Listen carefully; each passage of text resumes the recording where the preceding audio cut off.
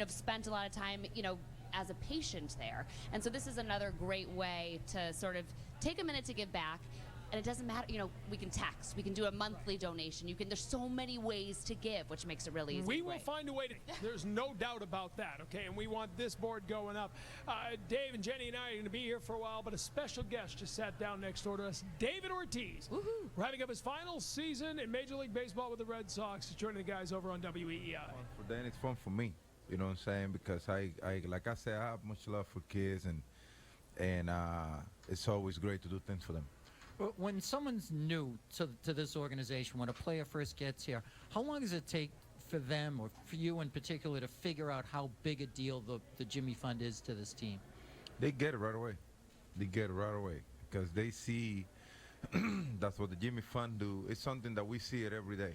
So you have kids coming into the clubhouse, the dugout, whenever they, they're good to go, or we go to the hospital. It's something that it's like, it's an everyday thing, and should do this marathon more often. Because it's all about saving life, and putting people on the right track, and to me, that's an everyday thing. I know that your nickname around this city has always been Big Papi, but I watch out there when you go out, and I watch the little kids. And they just want to hug, and they just want to smile. I got plenty of it. They just love coming up to see you. It's great, man. I mean, they watch what we do every day. They get familiar with what we do. I mean, I'm a guy that I'm happy to do what I do, and I'm more than happy that I can put a smile on people's faces.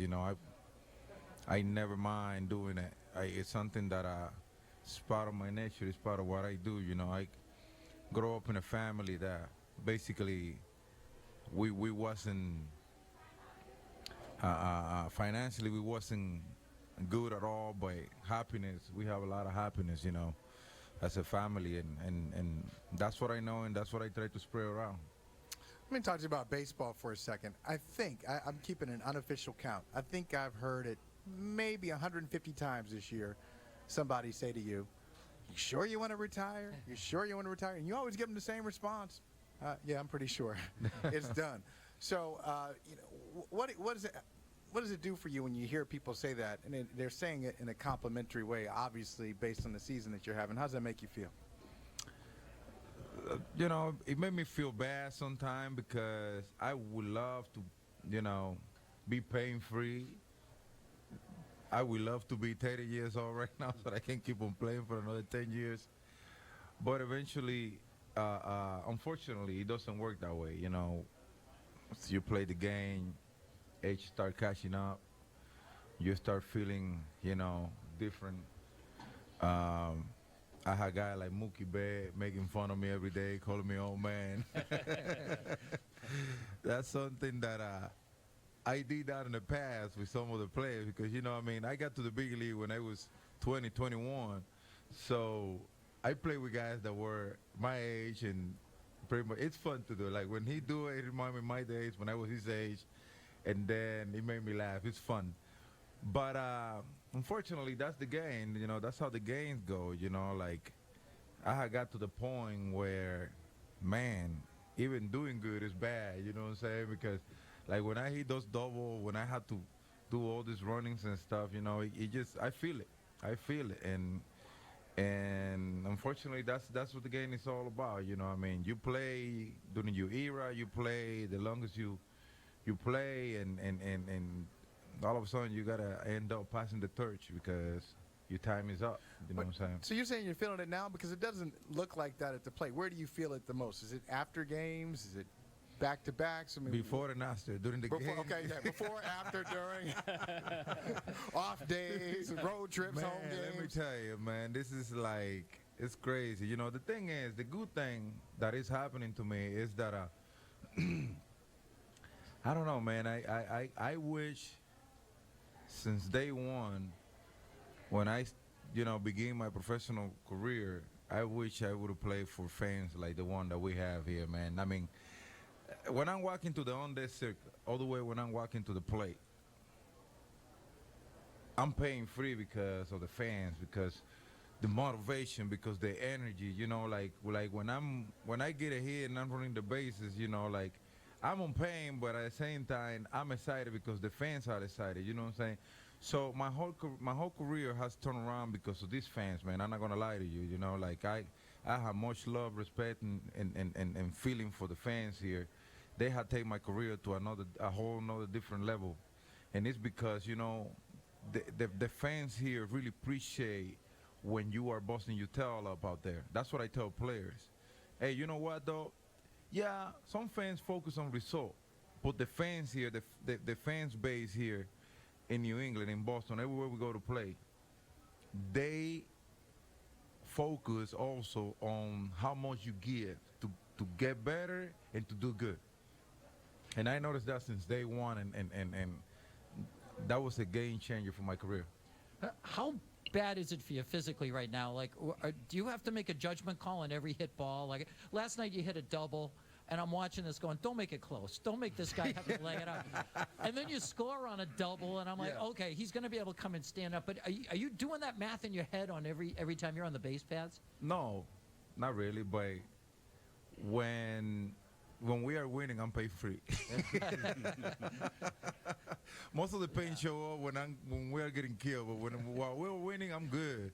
It gets me excited. Like I'm super excited right now that we are in a good position in the standing, looking like we are going to the playoff. I mean, I wake up every day excited, like, and my wife be like, man, what is wrong with you today?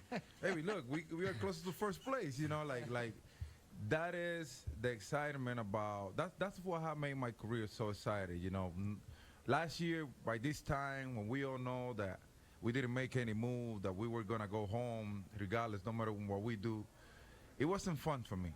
I'm not gonna lie to you. I was miserable. When I know that I had to play a game just to complete a schedule, it's not me. It's not me. It's something that I get prepared every year to do something special.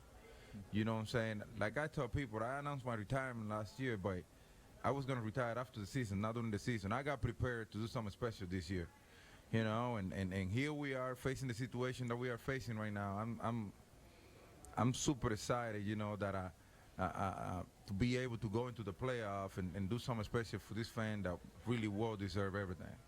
I want to go back to opening day here at Fenway Park because I wasn't watching David Ortiz. I wasn't watching Big Papi. I was watching a dad who got surprised by his daughter. And first of all, the girl can sing. She can sing. Yeah, but thank you were surprised, weren't you? I was surprised, because I've been watching my little girl singing and performing since she was little, at school and in a small place where you got no more than 100 people, and obviously at home, our girl sometimes don't even let me catch up on my nap because she's always screaming and practicing and doing all kinds of stuff. She's always playing piano, she had her professor who comes to the house and they start working on things and this and that. But performing in front of 45,000 people, I was so nervous. And then the thing is that they've been working on it since January, and I don't know nothing about it. If I know what was going on, I get a little prepared. No. It was not that. It was, here we go. And so, how long did national anthem take? 2 minutes? Maybe it was a little longer that day. Yeah. Well, for me, it was like an hour. Like she was cutting an album. Man, I'm telling you, it was like my heart was beating so fast and so all over the place. I have a lot of emotion going on that day, and I'm not gonna lie to you, it was one of the most amazing things that happened to me. When you see your kids out there doing the right thing, doing good things, it's something that it make you proud to that. It was emotional, so it was interesting to see the emotional part of it. But there was a funny part. I read your lips immediately when you saw when you saw. And I can't say listen, I can't say it, but it was like, oh yeah, wow. Yeah, but you said a lot worse. Let me ask you. Let me tell you. They asked me about who would you like to sing the national anthem. At some point this year or whatever, and I went like Mary J. Blige. I'm a big fan of her, but I'm like way out of it. Like when they never asked me about opening day either. It was when would you like, you know, and I saw Mary J. Blige singing the national anthem in 2013. Man, it was like, stop everything.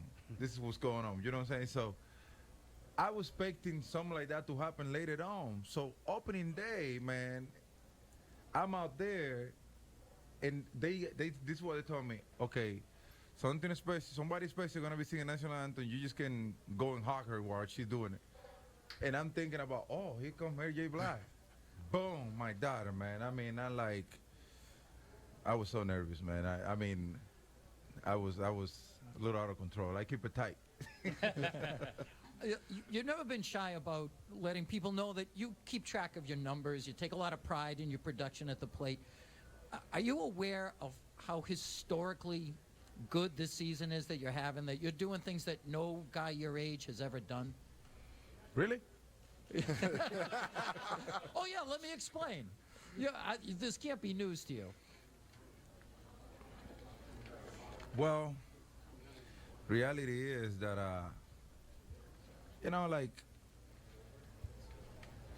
I always, and let me tell you, I learned this at early age. Pretty much guy my age, they pretty much don't put up with the challenge. I have seen it before. When guys are getting my age or closer to, they start working, they start doing whatever make them successful. And reality is that this game doesn't go with. This game, it's a game that you gotta be able to face the challenge every day as far as you play the game. And guys my age, they pretty much want to work with experience. And yeah, the experience is a big part of the aspect, but there's something that goes with experience, which is the physical preparation. So I don't see guys my age putting up with it. I do. You know what I'm saying? I do, because it doesn't matter how tough mentally you are. If physically you ain't prepared to accept the challenge mentally, you're not gonna be able to perform. You know what I'm saying? So guys my age, they start working out, they start doing the drills, all the stuff that they need to do to get prepared to play the game. And just with experience, you're not gonna be able to. So when they talk about bat speed, I never feel like my bat speed has slowed down. I work on my bat speed every day. Like you as my coaches, my trainer, like I extremely work on my bat speed. When I go to the gym and do my lifting, most of the guys can keep up with my lifting. Like I'm one of the guys in the team that do the heaviest lifting in the ball club. Well, you be like, a 40? Yes, a 40, because I want to keep up with my bat speed. I want to keep up with what I do. So there's a whole bunch of things that goes with that guys my age normally don't do it. So that's an advantage for the guys that want to play the games at my age. Hey, David, let's bring in a friend of yours who joins us on the line right now. Paul Mason is with us. Paul, thank you for taking a few minutes. Say hi to David Ortiz. Hey, David, how are you? Hey, Paul, what's up, man? It's the first time I called him David. I always call him Poppy. So let me tell you a little bit about Paul, man. Paul last year, when he saw what I was doing, what I donated for the Jimmy Fund, he had this company. Paul, tell him the name of your company. It's Boston Granite Exchange, and we sell slabs of granite, quartz, and marble throughout New England. So he last year when he heard that, he was like, man, I got to do something for the Jimmy Fund. So he started getting $1 out of every granite that he sell. And he brought to me a couple of days ago a check for $25,000 to donate to the Jimmy Fund. Wow. All right, Paul. Fantastic. That man Paul. worked on all year, and here we are, 25 grand for the Jimmy Fund, which I'm gonna match with another 25. Holy. Hey. Unbelievable. Well done, gentlemen. Paul, thank you so much. Thank you for your generosity, and thank you for your donation and your gift. We really appreciate it. Thank you, Paul. You're the man, and I gotta see you again before the season is over, buddy. All right, Poppy, and thank you guys for everything you do. It's a great cause. Thank you. Thank you. And David, we got to get you out of here. Your teammates are outside, and you're going to take a picture with the kids and the check and everything else. Thank you. It is a real pleasure watching Thank you you for work. having me. It's always fun being part of the Jimmy Fund. Thank you.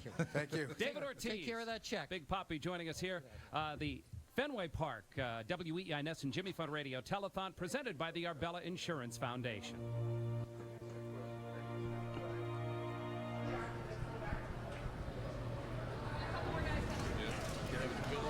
All right, continuing our coverage here on the WEEI NESN Jimmy Fund Radio Telethon. This is one of the great moments. The entire Red Sox roster has come together here by the Yawkey Way stage here. Not Yawkey Way, that's where we'll be tonight. Over here at the Jimmy Fund stage. And David Ortiz just made that generous match of $25,000, joining the team here for the group picture as they all come out to show their support. There's Brock Holt, Red Sox team co-captain for the Jimmy Fund. Some of the patients in there. How cool a moment is this? These kids get to take part of the team picture with the Red Sox. It is awesome. And the other thing that I'm noticing, TC, is every player has a giant smile on his face to be a part of this and to mingle with fans, but to be part of this event is a big deal for these guys, because Brock Holt was talking about this the other day, two-time co-chairman, co-captain for the ball club of the Jimmy Fund. He said you find out in 2 minutes just how big it is and how it gets in your blood immediately, and this is wonderful. I think the players really enjoy it. They love being part of it, and you see those smiles everywhere. You saw it out of your corner of the screen there for a moment. David Ortiz was just walking into the group, but it's just like spring training, right? The whole team together. Everybody. And then David shows up and reminds everybody, this is my team. All right, thank you all for waiting for me. Here I am. What a smile, what a great moment as they come together.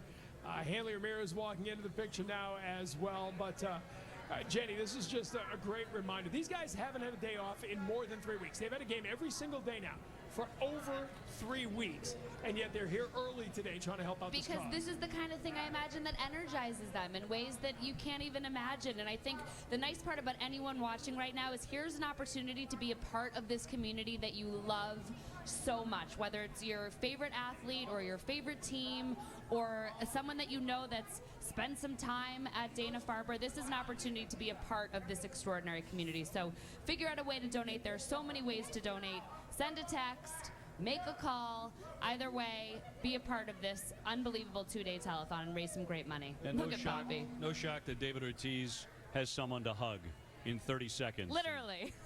And she's hanging on and not letting go of Big Pop. And she looks happy. Yeah. Smart little girl right there. Oh, look at that face. The Red Sox